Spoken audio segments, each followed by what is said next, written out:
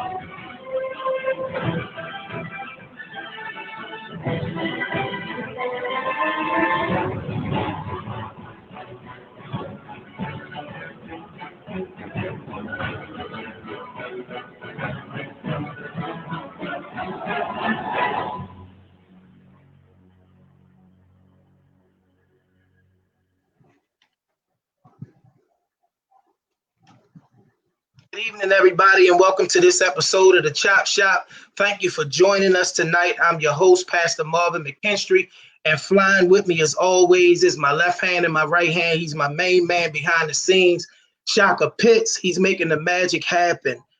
Before I bring in this illustrious panel tonight, as we begin to further the conversation around what's going on in our city and in our country, protest on the rise, we want to talk about what's next. But before I bring in my panel, I want to share a few updates today.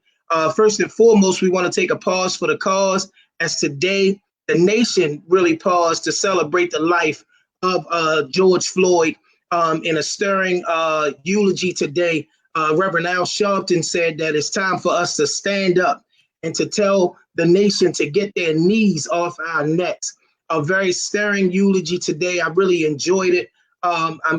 Great to see people come together and rally around his family. Our thoughts and our prayers continue to be with them.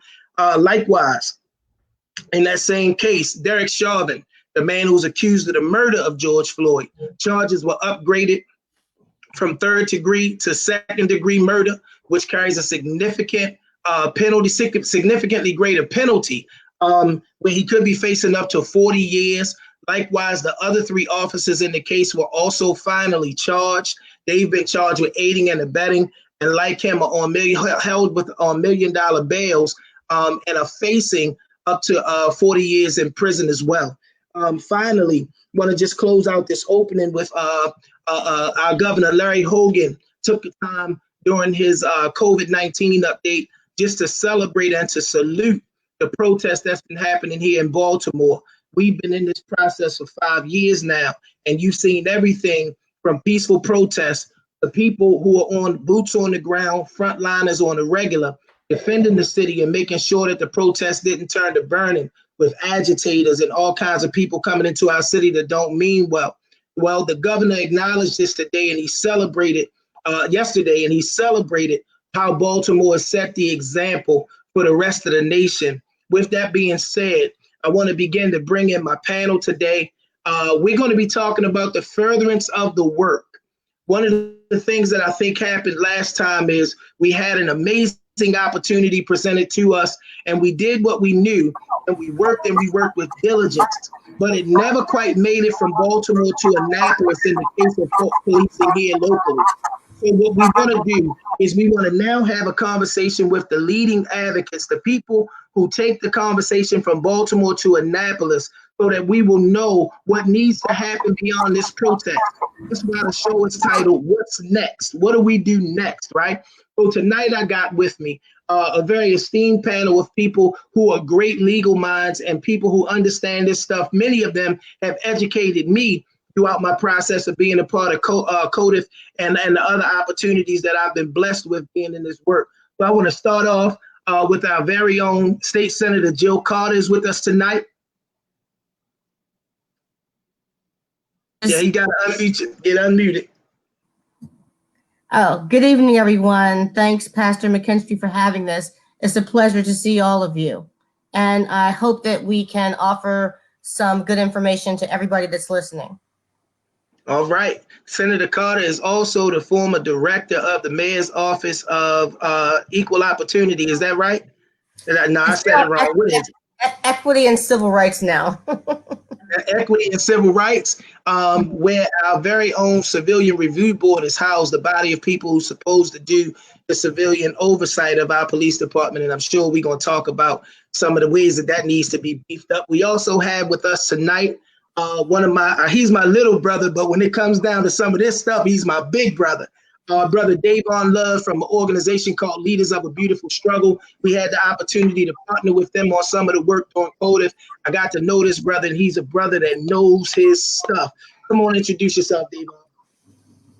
Hey, appreciate you for having me. Dayvon Love, Director of Public Policy, Leaders of a Beautiful Struggle. I'm looking forward to having a good conversation about how we can make sure that the work gets done. And that's what it's always about. All right. So next up, we got Miss Anita Martin, who was she's the former director of the Mayor's Office of Criminal Justice, and she was one of the negotiators at the table when our consent decree was negotiated as one of the lead attorneys, a part of the BPD legal team. Come on and talk to us, Ganesha. Hey, everybody. I'm so blessed and uplifted to be here with you all tonight, especially with Pastor McKenstry. And really, Dayvon and Senator, we all came together in 2015, and people were asking the hard questions. Me and Marvin were fussing and crying at each other.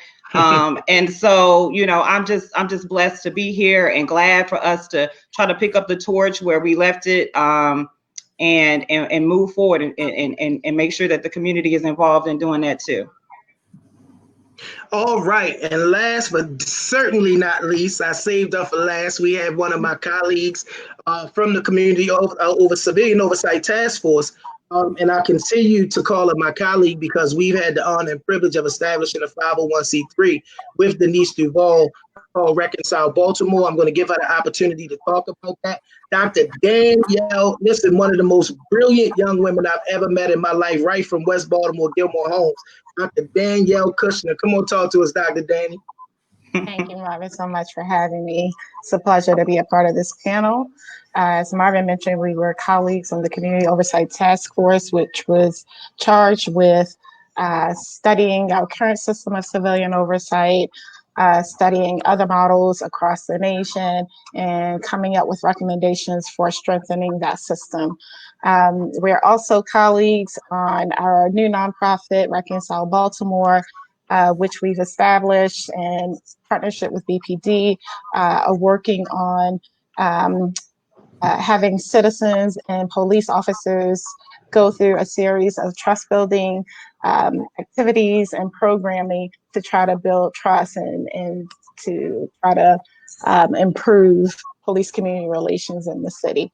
So thank you for the opportunity to be here, and hopefully we can get some good information to people so they can support our actions and our bills in Annapolis next legislative session. Thank you, Dr. Danny. And we're going to jump right into the meat of the conversation, y'all. Last week, we kicked the Chop Shop off with our very first episode, and we had some leading advocates, boots on the ground. Some of the people on this panel do that work as well. But we had some of the leading advocates to talk about from Baltimore to Minneapolis, right? 5 years after Freddie Gray, how do we find ourselves in this same space as a nation? And even locally, do you see or feel like there's some progress that has been made? Senator Carter, I want to start with you. Thanks for asking me the question.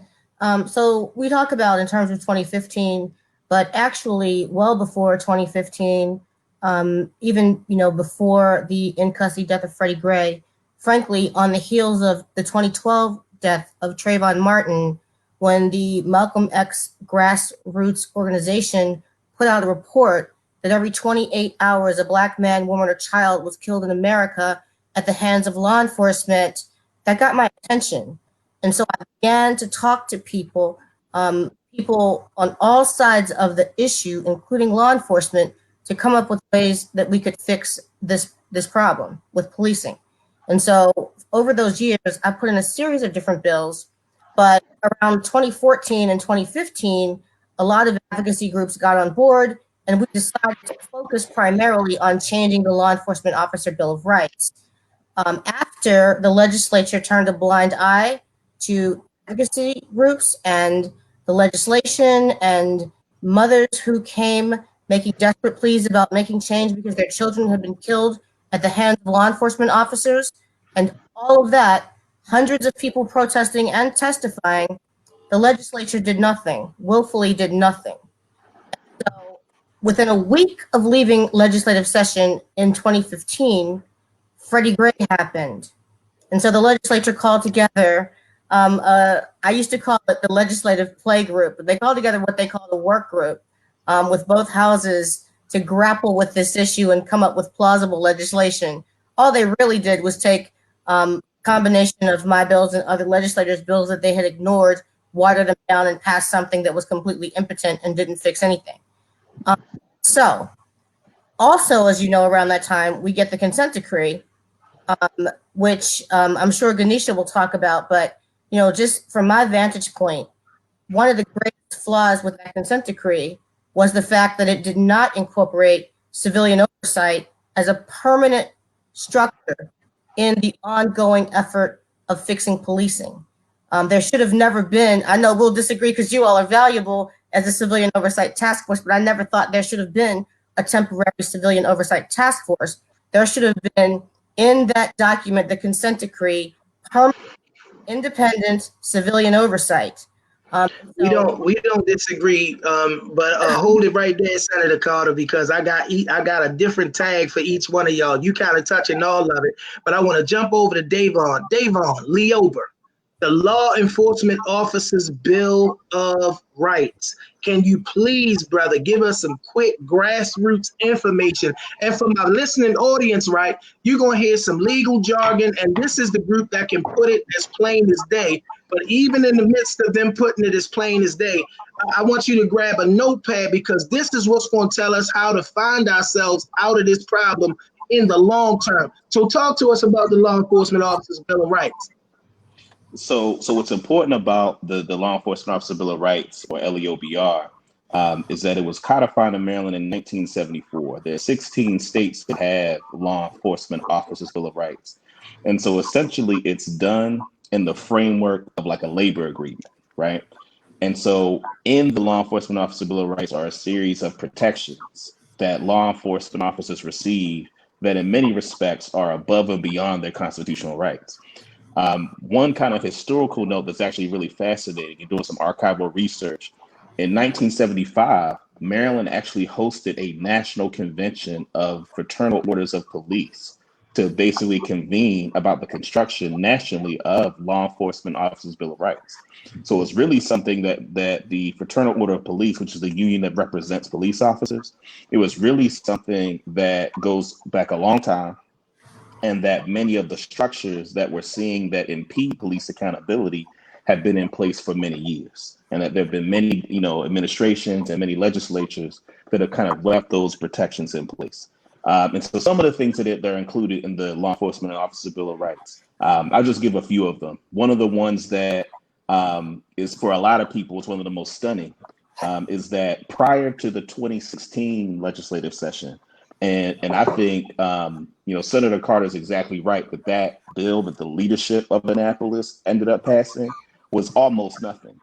And so one of the things that it did change was that before 2016, an officer who was alleged to have engaged in brutality had 10 days before they were required to make a statement on the record about what happened in the particular incident. And I'm sure as your listeners could assume, that means that the officer gets a bunch of time to figure out what they're going to say.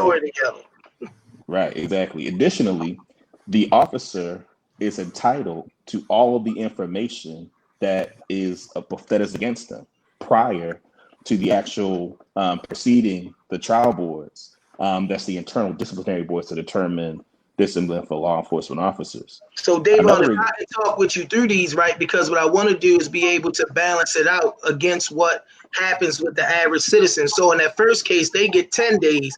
If it's Marvin McKenstry, I'm in an interrogation box with the hot light on me, and they trying to get everything out of me in some cases, whether I had legal representation or not.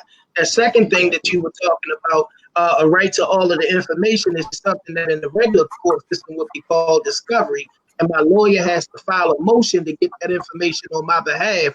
And in a lot of cases, I can't even prepare a proper defense, but this is something that's surrendered to the police officer. Mm-hmm. Absolutely. Wow. Absolutely. That's imbalance. Come on, you can keep people telling us. I just wanted to show those how different it is for a regular citizen versus a police officer.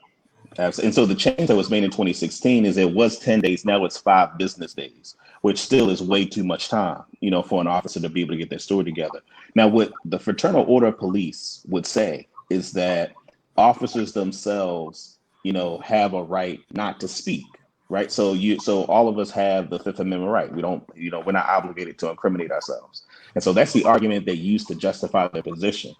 I would argue that as an agent of the state that is authorized to use deadly force in the name of the public, that the kinds of protections that officers get impede our ability to hold them accountable for the deadly and violent force that they are sanctioned to use. And I think that's one of the things that's going to be really important, like kind of big picture, because there are a bunch of other, minutiae about the Law Enforcement Officer Bill of Rights that need to be dealt with. But the overall picture is that the police union frames the Law Enforcement Officer Bill of Rights as a way for police officers to have a fair shake, the same way that any other public sector employee would have, in terms of the benefits of union representation. And I think it's going to be really important, for your listeners and for the general public to know that, law enforcement officers and their use of labor agreements, of the negotiation of the contract with the city and the Law Enforcement Officer Bill of Rights, them hiding behind labor protections and them basically saying that their officers deserve a lot of those same rights doesn't account for the fact that officers are again, empowered by the state to use deadly force. And so we need mechanisms of accountability, right? We need to be able to levy consequences against those, because the only deterrent to, brutality is the ability to leverage power. There's one other thing I also want to say, something that actually Senator Carter taught me years ago that really framed how I understood how politics work in Baltimore and the state of Maryland. The Democratic Party is really good at presenting symbolic gestures and calling it progress without actually changing the actual institutional arrangement to produce the results we want. And so to your question about we're here 5 years later, what happened?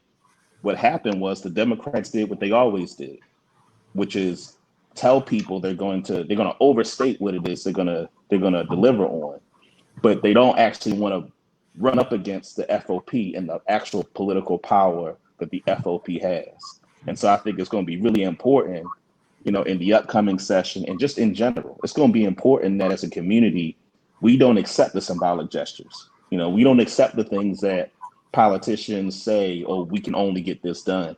I think as a community, we got to get behind folks like Senator Carter and really push the issue. Otherwise, we're going to get what we got 5 years ago. Wow, and we got a comment from my sister Sheena McCleary.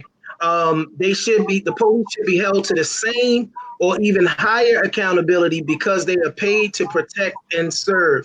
I'm coming to you, Ganesha, and I want to say to you, 5 years later with a consent decree, you give us some basis of what the consent decree is and what it's designed to do. And then 5 years later, with a consent decree here in Baltimore, do you feel like we made any progress? Yeah, so I mean, I'm a huge proponent of the consent decree. Before we even implemented the consent decree, I ran around the country to other cities to see what they had done right and what they had done wrong. I think in a lot of instances, they started with technology last. A lot of people are like, why technology? Why technology? Because when the Department of Justice came to Baltimore City and wanted to know if we were desperately stopping Black folks, all the paperwork was in a box in a room somewhere. We need technology so that, if the community is asking at a community meeting, you know what, I think you're desperately stopping, young African-American males in my community. We should be able to hit a button and do some analytics and pull a report. And if that's true, we need to do something about it. And if it's not, we need to be very transparent and let the community know. The other thing, that really did not happen in other places was you took police officers with no background, with no education, and asked them to be reform experts, organizational change experts, equity experts. And that just doesn't work. That's not what they were trained to do. That's not what they were educated to do. It's a paramilitary organization. And so when we talk about, what policing needs to look like in the future, we need to recognize that police departments are not built right now to actually implement. They can do the letter of the law, but the spirit of the law really requires a different type of thinking that is not the part of the DNA, of a police department. The other thing that I found and I tried to implement in Baltimore, and I hope we get to this because I want to make sure that, I think it needs to happen better, is you got to have both police and community at the table. When you're talking about policy, you need to have both. When you talk about training, you have to have both. When you talk about accountability, you have to have both. And so, I think that in that realm, in Baltimore City, we have to really improve. But having a consent decree, at least we have something. Since I've left the police department, I've been working nationally. Our consent decree was the last consent decree under this administration. We actually had to fight Jeff Sessions and Trump to keep it in Baltimore City. And so we at least have something to hold folks accountable to. Now, I still think most people in Baltimore don't know what the consent decree is. So while we talk about holding people accountable, if we're not using that mechanism to do that, then that's the problem. I also agree with Senator Carter. To her point, COTF did a whole report. Ain't nobody looked at it. Ain't nobody implemented it. And so, I think that's another problem. I mean, people need to be pissed off that we did all this work. People lost their lives. People marched things. I mean, all the things that have happened. The reason why people are out there standing and making sure people not burning Baltimore City is because of what happened back in the day. And we're trying to move forward. But we still need to be asking these questions. We went through all of this negotiation. We specifically put things in there like any other consent decree across the United States, interactions with youth, period. Because what were we finding? We were finding that at the end of pursuits, excessive force was being used on young people just because they ran. Who's asking questions about that right now? I had to go onto the consent decree website to read through what was going on to figure out what was happening. And I just don't think that that's part of the collective consciousness in Baltimore City. So I do think we need to utilize that a bit more. We need to educate the community and translate all that legal language into actually actionable, ways to hold the police department accountable and making sure that the community's voice is heard and everything that's being implemented in the consent decree. The other thing I have to say though is that the consent decree only gets us part of the way there. I mean, to Dayvon's point, Lee Board is not even affected by the consent decree. As a matter of fact, that's something we had to really talk about while we were negotiating, that, you know, these are things that are put on the police department, but at the end of the day, you still have people in the police department that the community can call their name, but they still were out there on the streets. And the commissioner, you know, who knew from talking to the community and talking to different people that these people needed to go, you still had to jump through all these hoops and all these different things to deal with people that were problems in our community, that were on a routine basis, antagonizing and being aggressive and brutal in some cases. So, you know, I think we have to, first of all, we have a lot of mechanisms that we need to use better, but we also have to, you know, make sure we're supporting the senator and Dayvon when we go back to Annapolis, because the consent decree didn't and it couldn't go far enough. And I'm glad you kind of gave me a segue. And listen, I promise y'all, after this pointed question to Dr. Carter, Dr. Kushner, we are going to jump all the way into the organic flow, where I want you guys to talk to each other. And I'm going to let you know right off the top, on this platform, agreement is not a prerequisite. The people need to hear what's real and what's best. The only thing we do is we respectfully disagree. Dr. Kushner, civilian oversight, right? Our wonderful Senator Carter was about to go into it, right? And I kind of paused on it because we, even as COTF, learned enough to know that a civilian oversight task force versus having something that was implemented in the consent decree was kind of a joke, right? And we made some effort to try to get it put into the consent decree to no avail. But talk to us about civilian oversight, and then from there, man, we're gonna open this thing up. I do want to say to our viewers real quick, if you want to, I just ended my watch party. Go onto my page and jump in the original live. We'll be able to get your questions and your comments on the screen so that our panel can talk and correspond directly with you if you got questions. So Dr. Carter, talk to us. Dr. Kushner, talk to us. My maiden name is Carter, which is why I think you keep thinking that's what I'm struggling with. All right. So you asked about 5 years after Freddie Gray, has there been any progress? And I would say that any progress that's been made in Baltimore City since then has been minimal at best. We still have instances of young people, young Black people being harassed by the police. We still have caught on video police officers using excessive force while we're under a consent decree, right? And so these problems still exist, and they're still very problematic.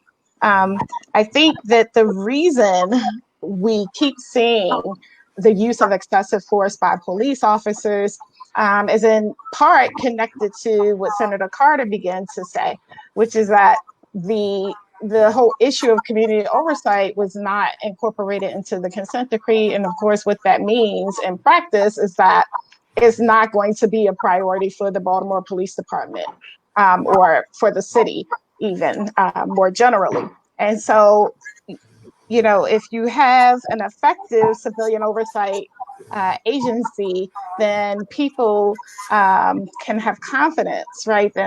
That when officers engage in misconduct, that there's a process that they can trust, an impartial, independent process that they can use to bring about justice. Of course, we don't have that kind of civilian oversight body here in Baltimore. An effective civilian oversight body is able to collect data, issue reports to let citizens know what's happening with respect to policing. They work on policy issues. And these type of civilian oversight agencies, it's important to note, do exist in the United States currently, right? We love the model in Denver, where it's a threefold model, where you have investigators, people who are monitoring incidents of misconduct, and dealing with the complaints that come in terms of the complaints that citizens file against officers. You also have policy analysts who are working on the legislative side. And you also have a community engagement arm. So these types of civilian oversight bodies actually do exist. It's been shown that they work, they help to reduce police misconduct. But until we have something like that in place, I don't think that Baltimoreans will ever be confident that what we can have a process or an institutional mechanism for bringing about justice. So I'm looking at the numbers on my Facebook Live, right? And this week they kind of fluctuate and they go up and then they go out, which is a perfect segue into where I want to go kind of with this next question, because last week when we were talking boots on the ground, the protests, the uprising, buildings burning, thousands of people flooding downtown Baltimore, it was a sexier conversation. This conversation right here is not so much that appealing conversation with the legal jargon, right? But I'm gonna throw this one out there, and I guess Senator Carter, you can start us off. What would it look like if the numbers of protesters that you get in downtown Baltimore would show up in Annapolis during session? I think that it would be meaningful. I think at this point it will help make the difference. But like I said, back in 2015, the legislature really wasn't serious about it, so it didn't matter how many people were there. But, you know, because now, and I just want to talk about right now, because now the Speaker of the House has, based on what happened with George Floyd and the national outcry, has decided to put together yet a second House work group. So, I mean, the significant thing to me is that with everything that's been going on in Maryland, the legislature hasn't been moved to pass meaningful legislation, but now with George Floyd, they are. Here's the thing. When we have these protests, we have to have the people that are speaking at the protest and organizing the protest be prepared to continue the organization and the mobilization of people to the legislature where the laws change. Briefly, I do believe that we are postured to pass more meaningful legislation than the past now. The reason that I believe that is that even though the body sat on significant bills for the last 2 years, the first 2 years of this term, there's a commitment to pass some of these bills. With respect to civilian oversight, we know that one of the impediments is Law Enforcement Officer Bill of Rights, because it precludes the interrogation or investigation of officers by anyone that is not a certified licensed law enforcement officer. And so in order to have adequate civilian oversight, we have to repeal that part. And first of all, I don't go by anything that I'm told because I've been, misled before, but I've been given the belief by leadership that we are going to take that issue seriously. Also, the protection of police disciplinary records. And just briefly, and I won't be too long on this, but I think this is a really good point. When I started this, I focused, as so many people did, on the things that occur later in law enforcement process, like arrests and prosecutions for criminal acts by law enforcement officers, and like trial boards of officers. But what I've learned and really know that the way to change this culture is at the administrative disciplinary level. And the only way that we can do that is we have to have civilian oversight, because we know that internal affairs divisions have traditionally not adequately, fairly disciplined officers that need it. And once they don't get disciplined there, they never make it to a trial board. They never make it any place beyond that because it's swept under the rug. And so one of the bills we have this session that we're going to push is this Maryland Public Information Act legislation, which would exempt the police records, personnel files, from the protection under personnel files, the disciplinary records. And so that's a big deal. That's something we have to have happen so that the public will know what these records, what these disciplinary actions that occur are, what these acts that happen with officers are. So we talking more transparency.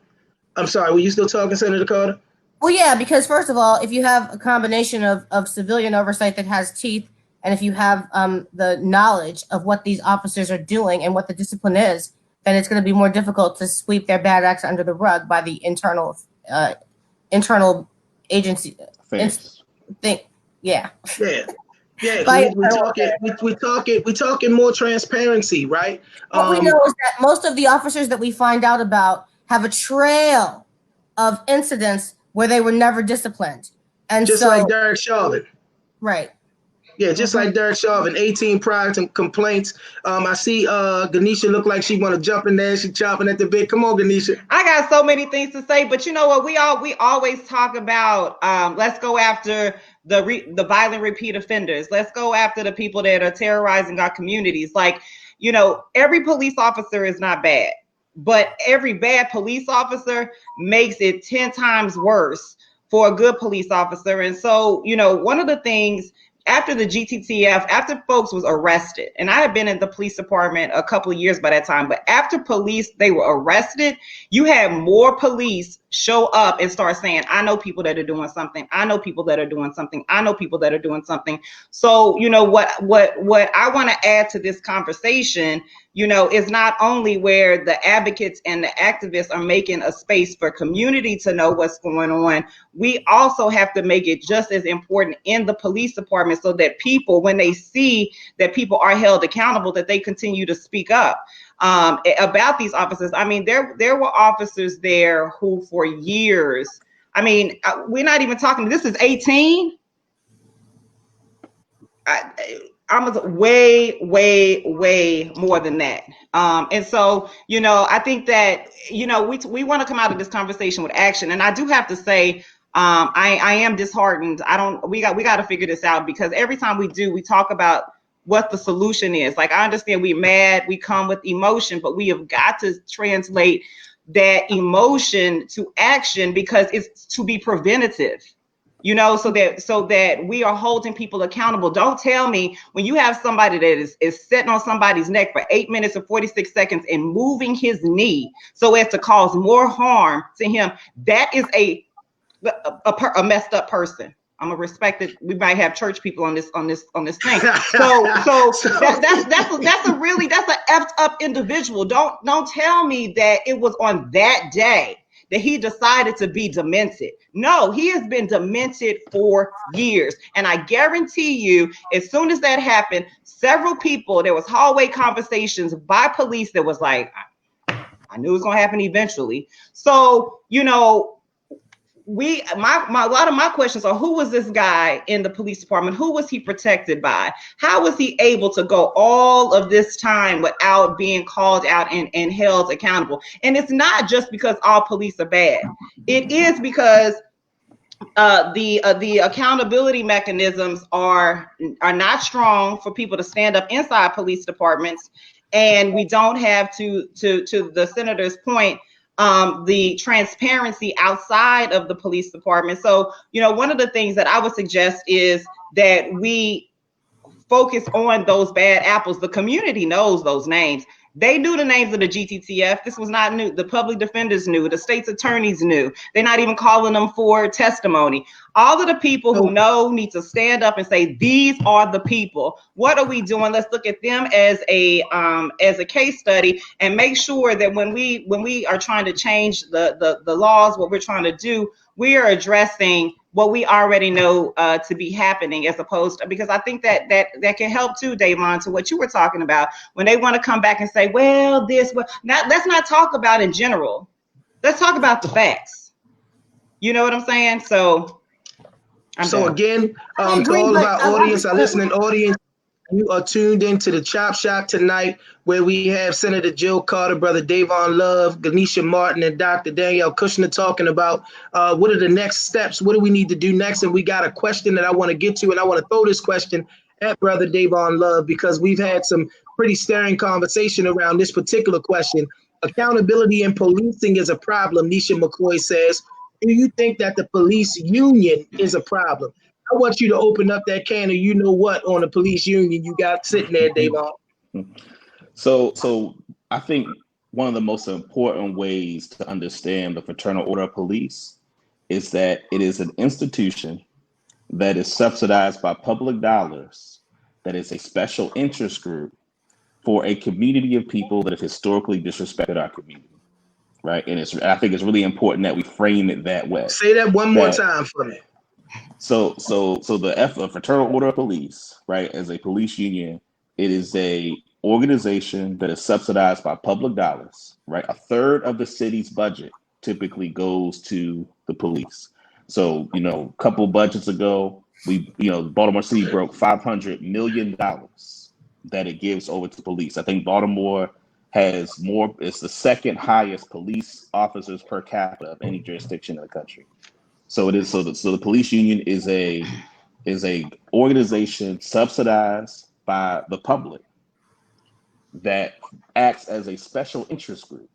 So they're able to fund legislative advocacy against me, against Senator Carter, against the folks trying to make a difference, and they're able to fund that advocacy against the things we need, which allows a community, the police department, the Fraternal Order of Police, an entity that has historically abused our community and have denied the existence of the way in which racism impacts our community. Right, we as taxpayers are funding the advocacy against the things we want to see that will help to improve the condition of our community and the relationship that we have with police.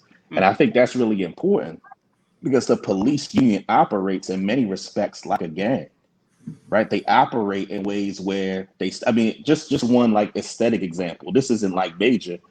I remember a few years ago when we were going down, doing police reform work where officers they filled the entire committee room. So they had police officers who sat in every seat in the committee room so that they had community people standing on the walls, right?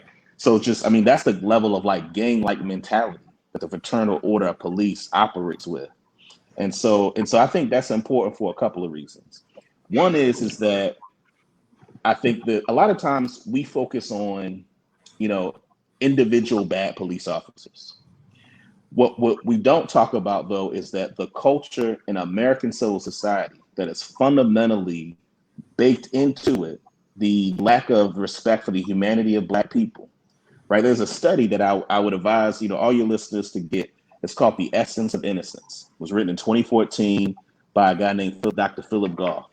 And in that report, they do studies where they look at police officers and they look at their attitudes about particularly Black youth. And what they find in this study is that Black youth between the ages of 13 to 21 are understood, are read by police officers as 6 to 7 years older than their actual age. So when they see a 13-year-old Black boy, you see a 19-year-old. They see him as 19 years old, right? And what happens, the reason why that there's that age difference is because the assumption is that Black folks are inherently less innocent and are more prone to criminality, right? So this isn't like what Dayvon think, right? This is, that's a study. So it's not what Dayvon think. It is a I told y'all my engineer was bad. Absolutely, that was quick. Go ahead and email that. It is a social scientific study that substantiates the fact that it don't matter who you are. If you socialize in America, you're going to develop these notions about Black people that would allow you to devalue Black life in the capacity of being a police officer. And then the second reason why talking about the FOP is important, in addition to the fact that, again, like I just mentioned, the function of white supremacy and how it operates on our conscience, the other thing that's really important is that the Fraternal Order of Police, particularly as it relates to the contract negotiations with the city. Because the thing about contract negotiations is that the public is not entitled to participation in the contract negotiations. So it's the city and it's the FOP, right? And so a part of why the FOP is so dangerous is because they're able, like I mentioned before, to use the structure of collective bargaining to insulate themselves from, and it's illegal when you're doing collective bargaining. Neither side can disclose the nature of the conversations that they're having by law about what they're negotiating. So it makes it so that the conversations exclusively between the FOP and the city about what they negotiate in the contract. So it's just a tool that the FOP is able to use that really gets in the way of being able to have the kind of policies that can actually address the things that we're looking at. So I think it's important for us to really think about ways to undermine the power the FOP has. So let me poke the bear a little bit more, because today I posted a picture, right? And my man Baron Smith said, how can the FOP be held accountable, right? I posted a picture today that showed some of our police officers kneeling and with extended hand towards some of the protesters. And I want to shout out Officer Otis Daniels, who was depicted in the picture, because he's a real one, a brother who I've worked with and has brought young people into my office to give them an option where they can get a job as opposed to facing prosecution, right? The squeegee boys, he grabs them off the corner, puts them in the vehicle, and he brings them to my office to give them opportunity. So I don't want to vilify the individual in the picture, but I gotta say this because Senator Carter came on the post and said, yeah, that'll be cool when they join us in Annapolis to say we tied and we want the legislation to be fixed. What would it look like if you had officers coming and telling and saying to the FOP, you know, we don't want this to be our representation? Do you ever see something like that happening, Senator Carter? I think we're getting closer to it, but to be honest with you, over the years, I've had so many conversations with particularly Black officers who came quietly in complaint about the racism, discrimination, about having to endure, watch, know about, participate in excessive force and brutality, and not wanting to do it, but being afraid for their own lives. So they don't have enough protections to do it, but you know, hopefully they could stand up for the union at some point. I just want to briefly answer the question. The legislature has the power to change all of it. The legislature created collective bargaining for the police, for the FOP. We could repeal it. It doesn't have to be the law. And that's the very simple kind of thing I want people to understand. We don't have to accept these circumstances. You know, this is all a product of laws and legislation. If the legislature said, you know, we're going to get rid of the collective bargaining, repeal, over, done. They didn't always even have collective bargaining. We have a lot of power, but there's a disconnect between, because there's so little political education in our upbringing and in our psyche, we don't ever fully understand where the source of our problem is and how we can fix it. And hopefully we'll work together to change that. So one of the economic changes that people are looking for is a lot of what goes into, because we talked about a $500 million in one budget cycle going to BPD and pulling some of that money out of there to do some educating and some education around the various processes that can make this thing different. I want to go over to Dr. Kushner. And Dr. Kushner, you know, Reconcile Baltimore 501c3, that believes wholeheartedly in the healing of the relationship between Baltimore police and the citizens. I don't say the community and the police department, because the police department should be a part of the community. You know what I mean? It shouldn't be separate and apart. And we know what the reality has been up until now, but specifically focusing on our language to talk about police and citizens. What talk a little bit about that relationship piece and how essential that is to the big picture, even as we start to talk about a change in legislation. Mm-hmm. And I'm eager to get to the discussion about Reconcile and healing, but if I could for just a moment, I want to come back to this point that Dayvon was making about how we get taxed, right, as citizens. When the Community Oversight Task Force finalized this report and its recommendations for putting in place a system of effective civilian oversight, we had meetings with a number of individuals and local government to basically gauge the response to this report. And one of the reasons that was given over and over again is that what we wanted, the system of oversight that we were asking for, was too bold and it was too expensive. I believe what we were asking for was something like 3% of the police budget, so maybe $15 million a year to operate. Now, you know, if I can jump in, the interesting thing about that conversation is we were greeted in the city solicitor's office with that conversation about what wouldn't happen prior to us ever getting to the point that we had recommendations. That they wanted the focus to be on one thing. So it's interesting that they would come back and didn't want to hide behind money, especially when some of the things to do with getting control of our police department back is about tort liability, that we paying all the money in the first place. I'm sorry, Dr.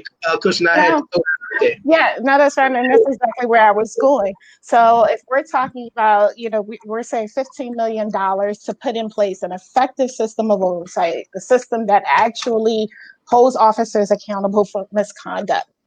Now, when we look at all the lawsuits that the city gets hit with because of police misconduct, we're talking about millions of dollars that the city is paying out. We're talking about us, our residents, Baltimoreans, are basically paying for Black Death, paying for police brutality against us, right? And so a forward-thinking person would realize that if you have an effective system of oversight in place, it, in some instances, will certainly act as a deterrent to misconduct, because officers know that there's a serious, that it's very likely that they're actually going to be charged and maybe will be in prison for what they're doing. So if you have an effective system of oversight, eventually you're going to stop getting hit with all these lawsuits for police brutality. And that in itself will result in cost savings to the city, savings to us as taxpayers. And then, so I'll stop with that. But to go over to the Reconcile piece, we started Reconcile Baltimore because, and let me just say that Reconcile Baltimore is not the beginning of this work. What we're trying to do is build on the great work that's being done by advocates all over the city. But the main goal of Reconcile Baltimore is, as I said earlier, to work on building trust building between police officers and civilians, right? And so we envision a system where every year in each police district, we have a cohort of citizens and residents coming together, going through extensive trust building programming. And if that is effective, right, we expect a certain level of healing to come about. We expect a certain level of reconciliation. We expect that through that relationship building, officers who mostly come into the city from Baltimore County and all these other counties in Maryland and don't really understand the city, that through that relationship building, some of those misconceptions that they have about us as a people will lead to reduce police brutality, because officers are less likely to operate from blanket stereotypes about us, right? And we also expect it to lead to reduced crime, because when you have a level of trust between community and the police, that means cooperation from the community. You're never going to reduce crime in the city if people don't trust the police and don't cooperate with the police. And so we see Reconcile Baltimore as doing both things: building trust, reducing police misconduct, but also helping to reduce crime. And that's one of the things that we see as a necessity, as we see right now, the grassroots activism community partnering kind of with the police for the protection of our city, as many of our advocates here, including Dayvon, you were out on Friday, I believe that was, Monday. That was to make sure that protests stayed peaceful. I want to come back to you again, Ganesha, because we've heard the conversation of the consent decree being overshadowed by Leober and things of that nature. Being one of the people that sat down in the negotiations, and I'm not sure if you're at liberty to say anything or not, but when those things were raised during the process of negotiations, were they raised and rejected? Because we know it was a three-party negotiation between BPD, the city of Baltimore, and the DOJ. Were there some more robust and more aggressive things from the BPD standpoint that they were willing to participate in that was pushed back? There were things that were raised. There were things that were raised about Libor, and there was things that was raised even about what should be done as it relates to the state's attorney's office. But all of the lawyers in the room were like, as you would look at any, cause of action, it's like you're going to lose. I mean, the federal government understood the bounds of what they could do under the federal laws that they were bringing the pattern and practice, the lawsuit for. So, I mean, those things were just kind of dead on arrival because that was just the law. You can't, we had to work even diligently to the senator's point earlier about the disciplinary records. It's very different. Like, for instance, in Seattle, literally they started a streaming channel with just all body camera, blurred face, but it's every body camera that any police officer has. Every disciplinary record comes out with some redaction. We have one of the strongest laws as it relates to personnel record disclosure, I think, in the country. And so even the DOJ, there were certain things that the DOJ had to fight to get even during their investigation. So, I wouldn't say that, folks push back. I would just say that, again, and this is why I think the Congressional Black Caucus, I know Kamala, Senator Harris and Booker are putting forth some legislation. The Supreme Court, for the first time, I don't want to say first time ever, but certainly the first time I ever heard of it, is considering the qualified immunity of police officers while we're talking about, suing them. And so the conversation is changing because other people are paying attention and asking questions. And so while a lot of those things might have been off the table because people just knew they were sacred cows, it's certain things that you're just not going to win on. We're in a situation now with protests in every city and in several different countries where we can start, I think, approaching these things, again, not from just an individual level, but what is it that we have to change on a national level, a state level, and a local level to be able to effectuate the change that we're talking about. And one other point that I just want to make here, and I actually had this conversation with Phil Goff last year about this. We often focus on the police department, which I understand. But at the end of the day, the police commissioner, as we've seen, he gets straight fired when bodies keep dropping. Not a problem. He's gone. So, he's an employee.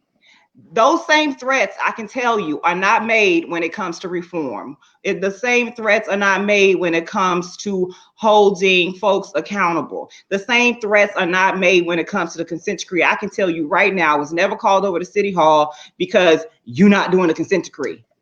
What we called over to City Hall all the time because people were still dying in Baltimore City. And that obviously is very important. And that is something that anybody who takes that job needs to be called on the carpet for.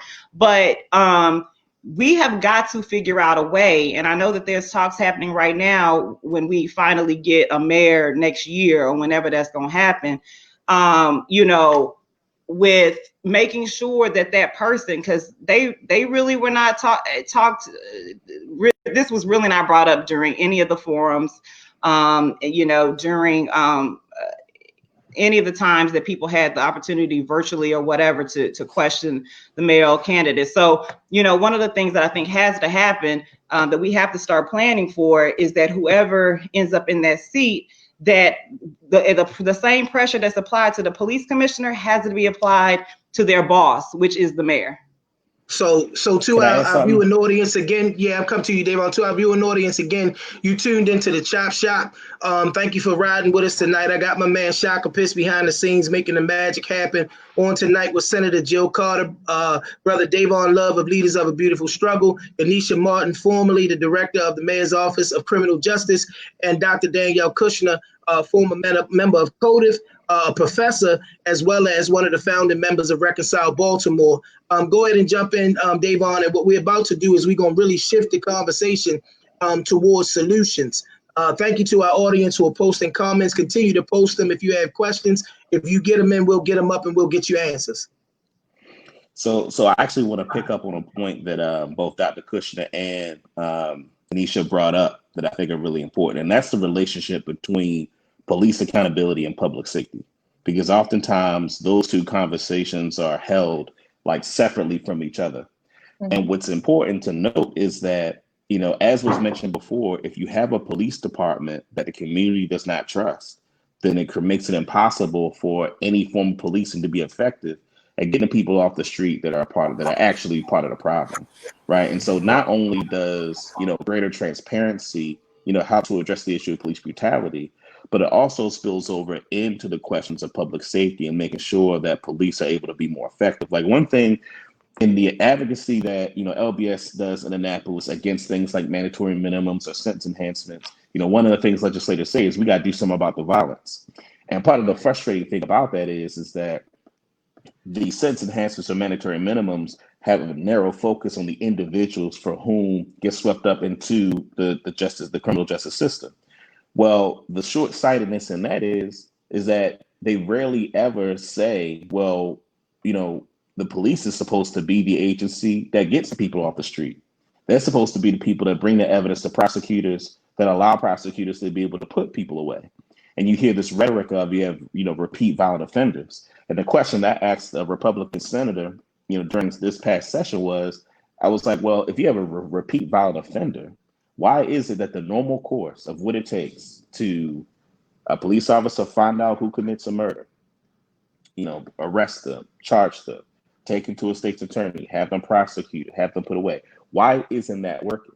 And a part of what I said was that there's an unwillingness to criticize, from the legislative perspective, to criticize the police department for its incompetence. They have a low clearance rate, right? And if you talk to people within the agency, you see that a lot of officers don't have a lot of the basic training that they would need to execute their regular, normal duties as a police officer that we would assume will be necessary to address crime and violence. And so I think it's important that we talk about police reform, both in the context of police brutality and in terms of public safety, because I think sometimes they're put at odds with each other, and you get bad ideas like the spy plane, right? Where people want to give a police department that everybody knows is corrupt, a police department that was caught having people selling drugs and stealing drugs and planting drugs on people, and you want that police department to have the ability to watch the movements of everybody in Baltimore City. Like, that's how we get really bad ideas, like things like the spy plane. So I was getting ready to shift, right? But I gotta touch this, and y'all can thank my man Baron Smith. We're not really under time constraints on this show. The FCC don't govern and regulate what we do, right? But I gotta touch this. My man Baron Smith said the consent decree unit has been non-existent in the community since the new commissioner came on board, right? Now, I'm gonna take it and I'm gonna put it in a different frame, because we are under the third commissioner since this consent decree was completed. We had Kevin Davis, then we moved to Daryl D'Souza, and regardless of the circumstances, we are now— Oh, you forgot Gary Tuggle. Gary Tuggle. Oh. The interim commissioner, Gary Tuggle. So four, excuse me. You're right, Ganesha. So we had Commissioner Davis, we had Daryl D'Souza, Gary Tuggle, and now we have Commissioner Michael Harrison. And I wanted, how does this carousel, aside from the fact that all of these guys' money in most cases is guaranteed and the city is still paying them long after they're gone, we ain't even gonna touch that part. Break in relationships with advocacy groups and other people. How does this carousel of commissioners impact the inability not only to see sustainable change in legislation, but also the implementation of the consent decree as a priority for the people? Jump in. I don't care. Whoever wants to go jump on it. Okay, I can tell you. I mean, go ahead, somebody. Come on, jump in. Who don't nobody want it? Look, I mean, here's the thing. Honestly, I have got the side eye. Not Danielle. I wasn't there, but I've got the side eye from everybody on this panel. From at the beginning of my work. Who are you? What are you doing? What do you represent? Blase, blah, blah, blah. And every commissioner gets that same thing, particularly if they're not from the city. And so, you know, it takes time to build relationships. You got to show up. You got to be a person of your word. You got to listen to the community, particularly if you're not from the community. Don't come in there trying to tell people how to be in Baltimore. You're not even from Baltimore. And so, like, it takes time to build those relationships and be able to get the work done. And you can't get any real work done if you don't have relationships with the community, like, period. And so I'm not even going to go into all of the madness and mayhem and just lack of trust, lack of I mean, period, for the whole government, you know. But you just on a basic level, you can't do work if you don't have relationships. And if you build the relationships and then boom, somebody's gone, especially in stuff like this. Like, I had people who were down with me with this work who would not come to the police department, or if they came to the police department, they had to come through the back door. Like, this is like serious. Like, people feel like their lives are at stake, in danger, even to talk to the police commissioner. People's friends and community stop talking to them sometimes. Like, this is not a game. And so if you want people to be able to get the work done, and put somebody in there that's trustworthy, put somebody in there that knows what they're doing, allow them to build the relationships and move the work forward. And on top of everything else, don't give like lip service to the reform. Like, I can't really like express that enough, where you just talking about it on the surface, but there's really no support for it behind the scenes. So I think Dayvon about to touch. You want to touch this topic? Come on, Dayvon. I think I agree with everything Ganesha just said, and I think, you know, part of the problem that we have in Baltimore City, and a thing that I think we have to really work on, it's the unglorious, unsexy work of building independent political infrastructure that is not reliant on institutions of the mainstream. Yep. And, you know, unfortunately, you know, if you're a person that want to run for office, you gotta, you know, raise money from the same people and go to certain fundraisers. And unfortunately, as a community, we don't have an organized set of organs where, you know, this is our independent fundraising for people that we're gonna run for office. Or this is our independent piece around how we're going to give our people a platform. Or here's the organization that's going to, you know, help volunteers get the word out about our issues. I think there are organizations that do pockets of that work, like LBS does some of that stuff, and there are other organizations that do, you know, other parts of that. And I think the work that needs to be done, and I think we're getting there. So I'm saying this in the spirit of, like, I think that there are, you know, our relationship, those of us that's, you know, on the screen here, like, you know, we're building, you know, this infrastructure as we go. But I think part of the issue that we have is that in the absence of a solid, solidified infrastructure, you know, you got people that want to skip the process. You know, they want to skip the relationship building, skip being in the community, and try to go right to, you know, some of the changes and reforms. And I'm just a believer that there's no shortcuts. No shortcuts whatsoever.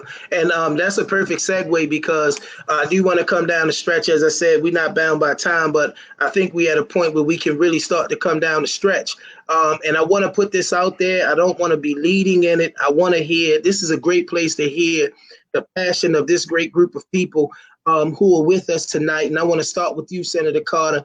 Talk to me about the solutions, whether they're short-term, long-term, sustainable solutions. Talk to me about solutions. If I'm the person that's watching this broadcast that don't know a lot about political process and all that sort of thing, talk to me about what I need to do to save my son's life from being the next Freddie Gray, from being the next George Floyd, the next Tamir Rice, or my daughters from being any of the young ladies, the Sandra Blands, and those that have been impacted by this topic. Talk to me about what I can do as a community member to either everything from holding elected officials account, and this is for the whole panel. I ain't just throwing this at Senator Carter, but to hold elected officials accountable and to be involved in this process to produce some sustainable change. Thank you. Move from beyond protest to policy. Follow LBS and their legislative symposiums that they have before session to talk about the critical issues and work with groups. So many groups are now formed to come to Annapolis to advocate on and testify on legislation. But beyond that, know who your legislators are and be a registered voter, because legislators don't really care about anything you have to say if you don't impact their existence. And if you don't vote, you don't impact their existence, so you don't really matter. So you have to be a registered voter, whether you like or believe in the system or not. That's not really the point. It's whether or not you want to be anyone to pay attention to anything that you have to say, and whether or not you want to have a voice in the system. Finally, the biggest problem that we have in every area of our lives is our lack of political knowledge and understanding. We have everything at our fingertips, right? Like every single bill that any legislator has ever sponsored, voted for, voted against is right available on the internet. Yet, throughout this whole political process, I constantly hear, I don't know anything about this person. I never heard of her before. Well, that's not really the legislator's fault. That's our responsibility to learn about who represents us well and who does not. You know, we have a role to do outreach and to communicate, but the people have a role too to know and learn and understand who represents them and what the process is. And we are too easily duped by campaign rhetoric and not by people's actions. That is our biggest flaw right now, in my opinion. So that's my 2 cents. Thank you. I love it, Senator Carter, because we can't talk solutions without talking accountability to the people. And I think sometimes on these platforms, we tiptoe around the fact that there's some things that citizens just outright get wrong. And this last electoral process, this was one that had my head spinning. Reverend Dayvon Love, can you come on and talk to us about some sustainable solutions? So really 2 things I want to highlight. The first is, you're going to get, a lot of policy, advocacy from, myself and from LBS. And so we encourage your followers to kind of check out our legislative package when we put it out. But the overall message and the things that we're going to put out has to do with the fact that we have to end the policy of policing themselves.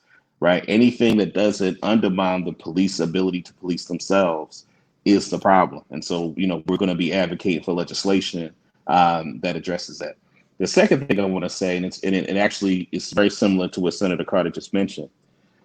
I think a lot of times when we look at mainstream corporate television or even in social media, a lot of the political conversations that are had are about national politics. And while national politics is important, the things that impact your life are local politics. Police, the criminal justice law, policing, policies are the prerogatives of state and local law. So these are not things that the federal government, any presidential candidate can promise will be fixed in your community. And that's the case for whether it's education, whether it's your water bill, whether it's your BGE, whether it's roads, like all that stuff is state and local policy. So as it relates to policing, one of the things that's really important that has really helped LBS, and I really want to, express the gratitude that LBS has for the community of support that we have, because that community support is what gives us any influence that LBS has in Annapolis is because of the community reaching out to their legislator, telling their legislator, hey, are you supporting the thing LBS is doing? We support what LBS is doing. And so we make it a point to, particularly during session, to communicate with our base. And so, what I want to leave you and your listeners with is that it seems small. It doesn't seem like a big thing to write an email to a legislator or give a phone call. But when legislators get 10, and Senator Carter, I know can speak to this, when you get, 10, 15, 20 calls about the same thing related to the same sorts of issues, it has an impact. It gives people like myself and others the leverage to go in and get the kind of change we're looking for. And so I really want to encourage your listeners, reach out to your legislators, sign up to be, sustainers for LBS. We're an independent Black grassroots organization. So, we unbought and unbossed. We don't kowtow to any special interests. We speak unapologetically about racism and white supremacy, in the Maryland General Assembly. And so, you know, to the extent that you can talk to your legislator, get on our email list, become a sustainer, and support our organization. And when we put out our legislative package, it's going to be really important for, you know, for y'all to participate. Call your legislator, tell them, you know, what you want them to do. Thank you, man. Add 2 seconds, I promise. I just wanted to add that when you talk about the civilian oversight thing, what people don't know is that's not something new. George Floyd didn't make us do this. We've been fighting for this and working for this, everybody here, for years. It's now that just now, like what did Will Smith say? Racism didn't get worse, it just got filmed. But what's going on is that people are becoming aware of some of the things that we've been fighting for the entire time. And I just finally want to say, yeah, email and call your legislator, but please be a registered voter in their district, or else they really. So I get thousands of emails from the Eastern Shore Republicans. I know they don't influence my election, my existence here. The constituents who put me in office, who have the power to put me in and take me out, that is who I listen to, and that's who everybody listens to. Thank you. So I wanted to piggyback a little bit on what Dayvon said, because Pastor P.M. Smith put out a pamphlet that kind of upset a lot of local people. But literally the point that he was making, because prior to being a pastor, he himself is an attorney. And what the point that he was making is that y'all crying about Donald Trump, your problem ain't in the White House, it's in City Hall.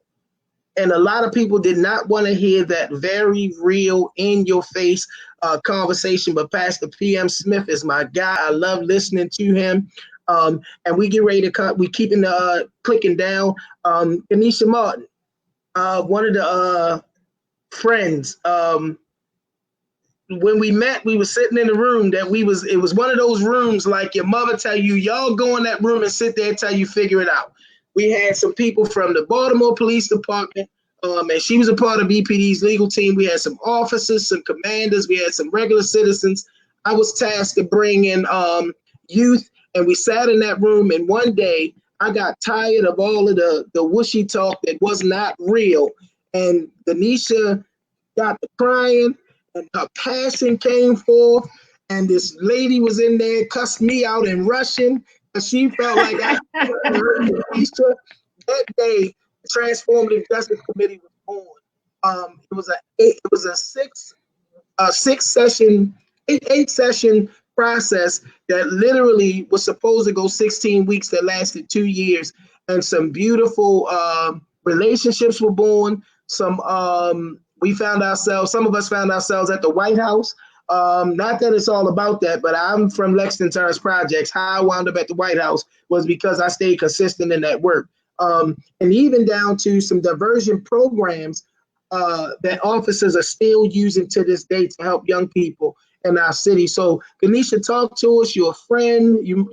I just love you, but talk to us about sustainable solutions as we move forward in this process.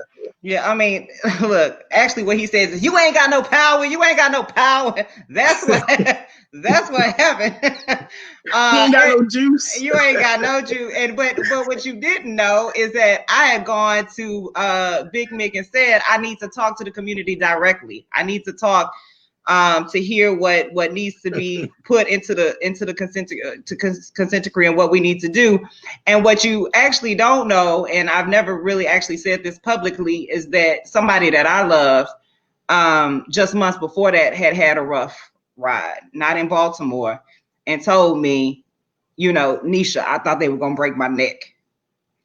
So when you saw my tears, when you told me I didn't have any power, I was there because of the community, but I was also there because somebody that I loved had almost died. Well, you actually did mention that night. Oh, did I? Okay. In your emotions, you ain't hold that back. I'll tell you who it was after this. Okay. But anyway, but I'm glad that you brought that back up, because part of what I want to, suggest is mandatory conversations, like legislated mandatory conversations between police and community.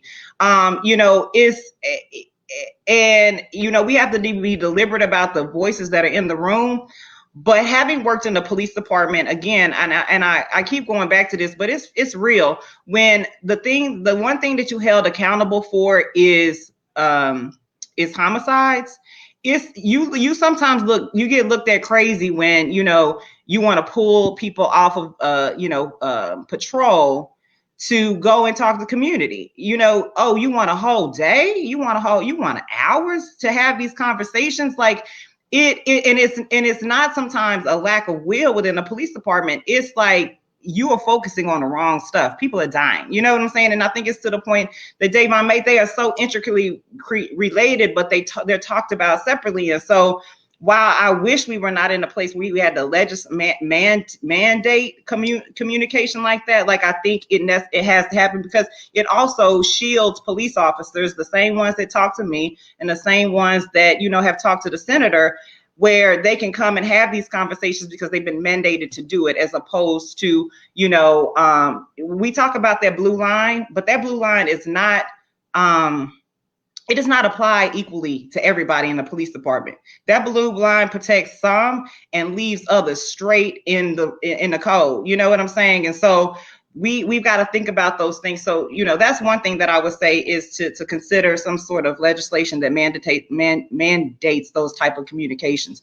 The other thing is that, you know, even to Dayvon's point where he talked about Phil Goff's report, that's part of the reason why I fought for the part of the consent decree, interactions with youth. And before I wasn't at the police department, I had actually found $25,000 to pay a company that comes in and teaches police officers two basic things. Number one, just because a child looks like a man, you cannot approach them that way. Cognitively, you can't approach them that way. And then number two, when you are dealing with young people that come from either a violent home or a violent, you know, neighborhood, if you run up on them, stop, what you doing? Like, you already have de-escalated their whole physiology. Like, you have now escalated. Now you have now escalated a situation for a young person. Their heart is beating fast. They're not thinking straight. And now you want to yell at them and tell them X, Y, and Z, and you expect for them to respond in a way that's not quote unquote disrespectful. So you now are escalating a situation that you have a responsibility to de-escalate, but it really just goes off the tracks. And so again, I think probably most people don't even know that that's in the consent decree. So I think we've got to find a way, and I'm gonna try to, you know, dedicate myself to trying to figure this out. Is we got to go to the stoop. People are not coming to know, you know, they're not coming to meetings. So how is it that we can translate this policy, translate the stuff that's in the consent decree to people on the stoop, so that we can start kind of facilitating that education, so that by the time Dayvon and, you know, the senator are asking people to show up, they at least have some concept of why they're showing up. Oh, you gonna be able to stop what happened to my brother last week if we come and talk about X, Y, and Z? Yeah, I bet I'll be there. So I just feel like we have to work on that a little bit more. And stop asking people to come to where we are and be educated. People are not comfortable in that environment sometimes. So we got to figure that part out. I think that's a major piece right there, how we've got to include the people that are most impacted. And that being said, Dr. Danielle Kushner, can you give us just some solutions? Mm-hmm. Yeah, so I want to say a few different things. The first is that we talk about involving community, and of course, the work that Reconcile Baltimore is going to do is all about bringing the community and the police together. Now, we're talking about every year, you know, essentially building this. Developing this infrastructure of trust building, right? And so, as I mentioned before, every year we want in every police district a cohort of citizens and officers going through trust building programming over an extended period of time, right? When you think about, again, going back to my point about what 85%, I think we found, or 88% of officers live in Baltimore County or other counties. Even before you get to race, people who live in the burbs, right? They have a certain idea and certain, misconceptions about people who live in the city. Even Black people who live in the suburbs, right? They come in with these ideas about who we are as people in community. And the only way we can dispel that, right, is to build relationships. So the trust building piece, which I also want to say, we also focus on officer wellness. We know there are good cops out there. We know that there are cops who care. One thing that we have in common is that cops face trauma, right? They deal with, trauma for some people on a daily basis. We know that our communities have faced a lot of trauma, and a lot of that trauma is unprocessed and unhealed. So we really want to work on the relationship building piece.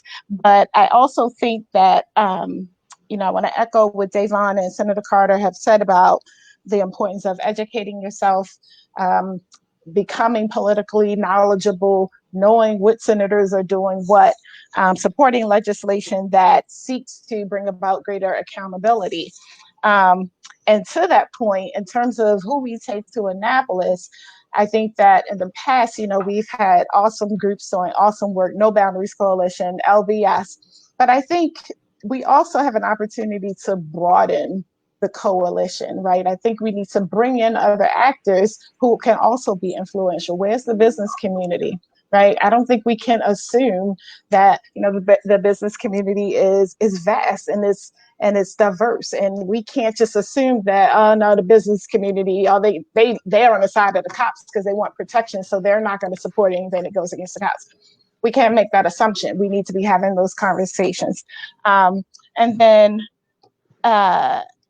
the third piece and final piece I want to say is that somebody mentioned a comment or mentioned something about, should there be a law in place so that cops are required to be whistleblowers when they know about other cops who are engaging in misconduct. And it's been very encouraging over these last few days to see cops kneeling with citizens, to see police chiefs saying, this is wrong, what happened to George Floyd, and it should never happen again.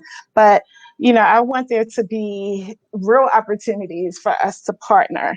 And I think that, as Dayvon was saying, we have to understand socialization, that we've all been socialized in a world that places a hierarchy on human value, with Black lives being at the bottom.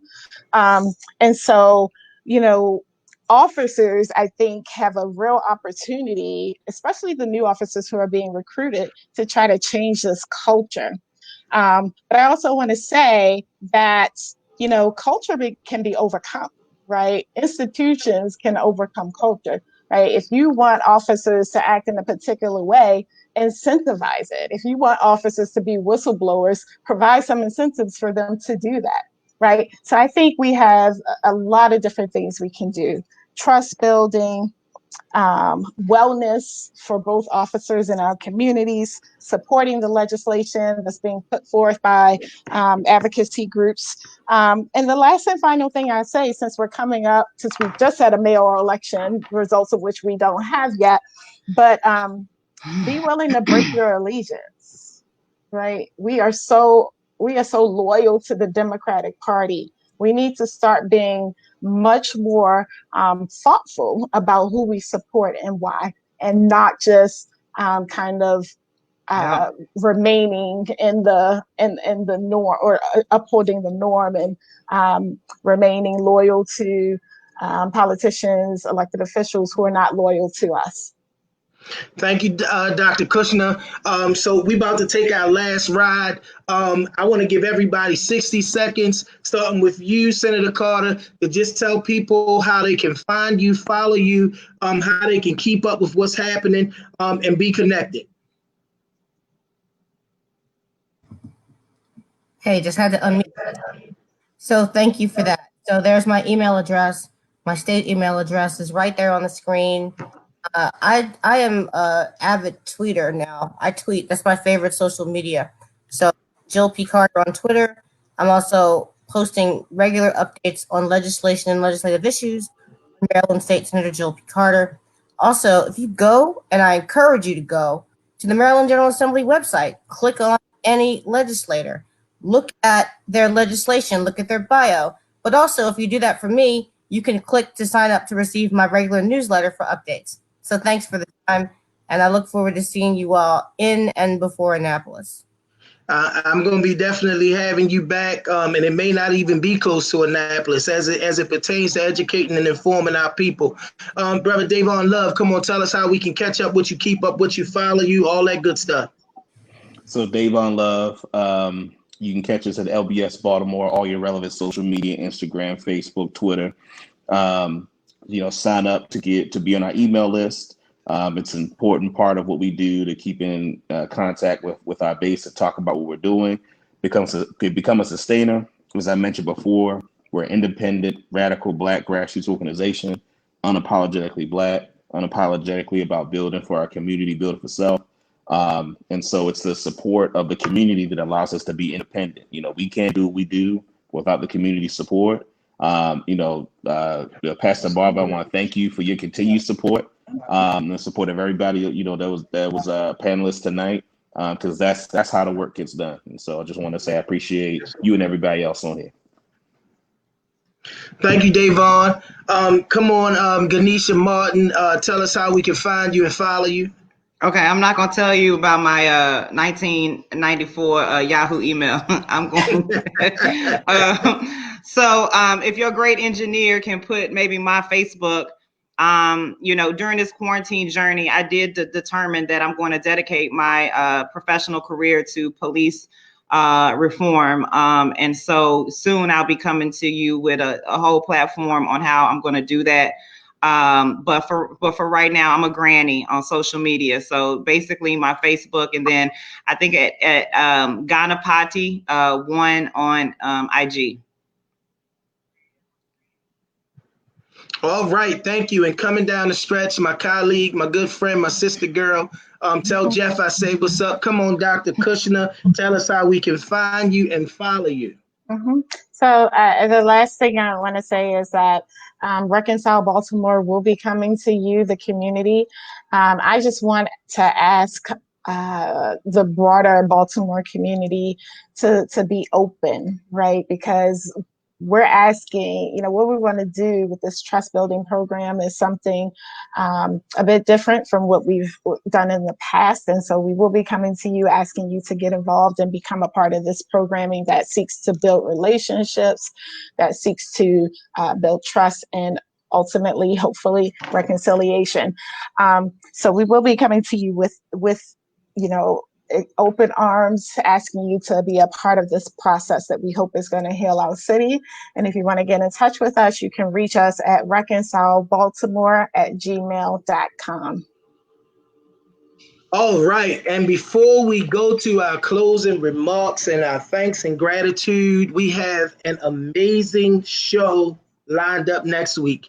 Everybody is saying throughout this process of protest, what about the violence? What about the violence? So on next week's show, man, look, run the video. I'm going to talk to you after you see what's up.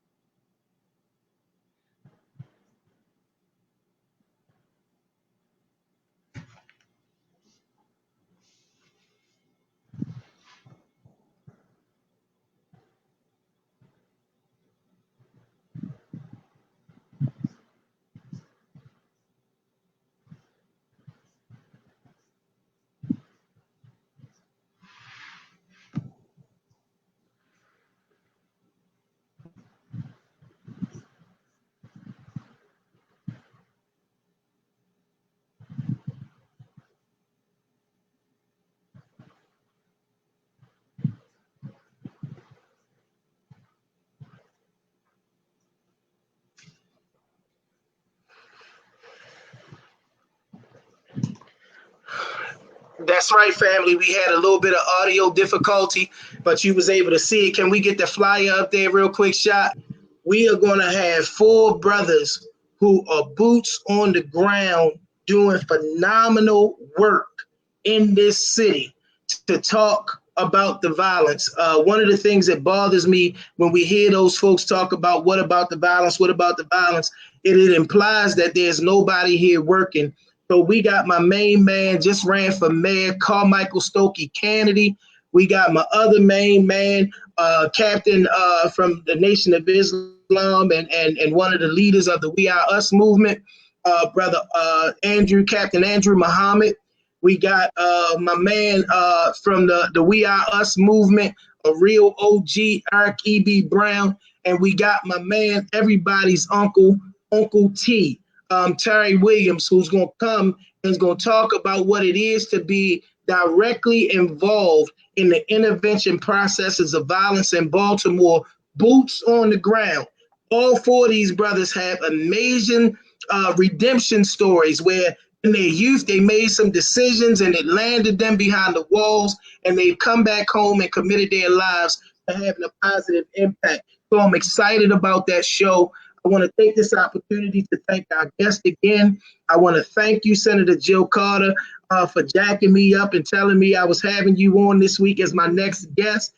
As always, you did not disappoint. I want to thank my little big brother, Mr. Dan of LBS, Leaders of a Beautiful Struggle. Get with them. A youthless movement is a useless movement. Is what we used to say. A youthless movement is a useless movement. So we're thankful when we see our young brothers knowing that we ain't really got to pass a torch. We pass the torch because we running with both of our hands on the same torch. My sister, my good friend, a brilliant woman, Anita Martin, thank you so much for who you are and all you've contributed to my personal evolution in education. And thank you for taking time to come and talk to the people tonight. Dr. Danielle Kushner, there are no words. I spent a lot of time hanging out with you, and I still do. You and our other colleague, Denise Duval. I just want to thank all of our guests, our very, very special guests, Mr. Tony Tyler, Baron Smith, Nisha McCoy, and so many others. You guys rocked out on the comments tonight. That's why I'm calling your name. I can't leave out Sister Eartha Harris, who does a lot of boots on the ground work in this community ourselves. You guys rocked out with us on the commentary, and I thank you for joining us. Share this video. Continue to stay connected to this broadcast, as we'll be back on next Thursday at 6 p.m. Before I wrap it up, I got one extremely special guest. As much as I love all of y'all, ain't none of y'all my very special guest who sits right here. Hey, babe. Hey, Grandma.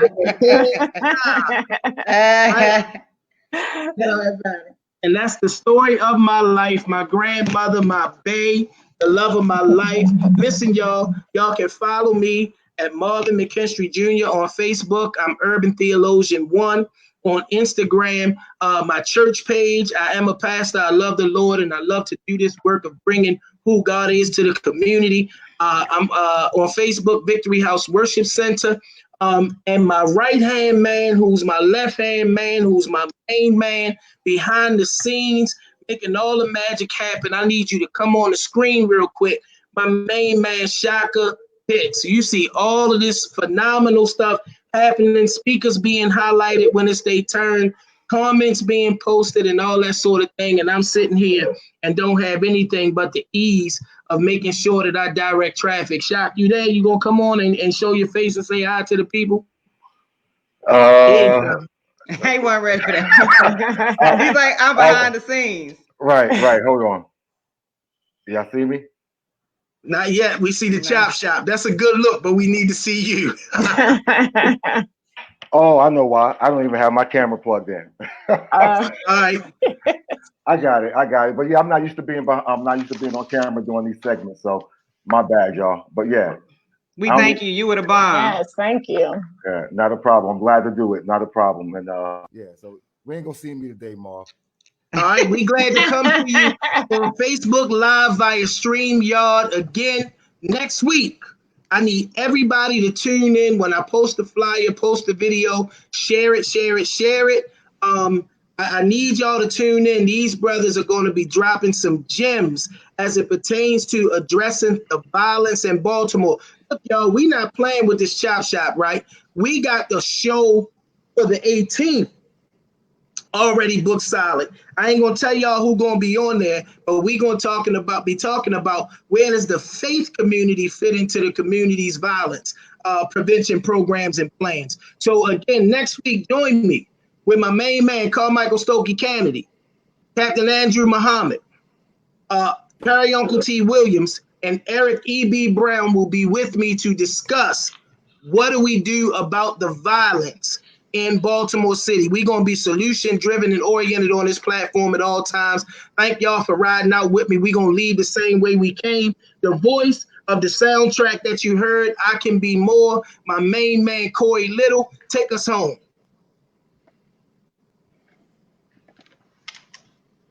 Oh, didn't know that's how we was going out. I thought I sent it to you in the. Yeah, look, y'all. Next week it's gonna be seamless. We good though. No, I have it. I can talk to you about the song while we getting it loaded up. God put it on my heart to do a song that would literally be an anthem. It would be universal. It wouldn't be so much a church song, but it would be an inspirational song. I linked up with 3 young artists, man, who are super hot. They lent their talent to it. I did the production with my 2 little brothers.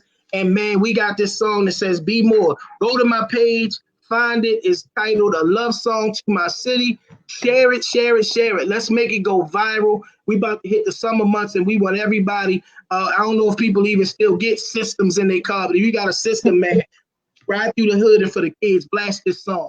I Can Be More.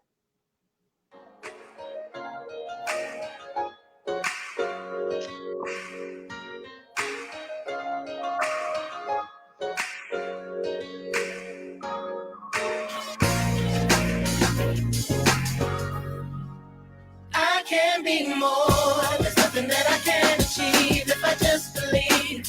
You can be more. You can make every dream a reality. We can be more. Be more, be more. Yeah. I can be more. I wake up every day and try to be more. I pray I be more. It's easy to achieve anything you believe. Like hold your head high. Girl, you got a reason to breathe. I see a rare mind. Boy, you got a reason to dream. Let's take flight. Give the children a reason to see redemption. We grow up in the checks where it's evil and wicked. Where the people with success don't want to send you a visit. But we still finna make this life worth living. Now throw your hands to the sky if you feel it. Hey, throw your hands to the sky if you the realest. You got a vision. Let's put them pistols away and make sure the OGs keep the community safe. In the world where the ladies crying, the babies dying, I think we can create that space to make a way for the ladies to ride and make baby giant. Be more, believe, let's play. I'm so in love with life. There's nothing that Little. I can't achieve.